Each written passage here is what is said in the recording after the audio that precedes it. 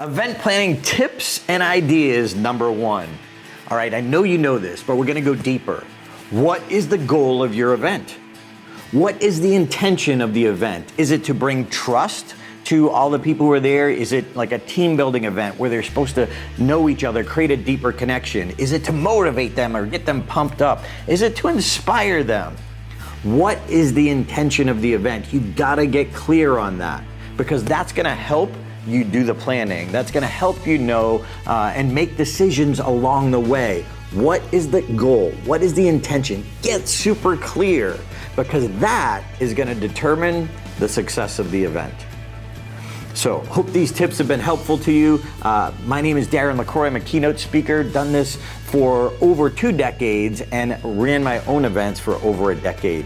So if you'd like to know more about my speaking, just check out DarrenLaCroix.com, and congratulations on being the event planner. You have an awesome responsibility. Good luck, have fun, and remember, what you do makes a difference.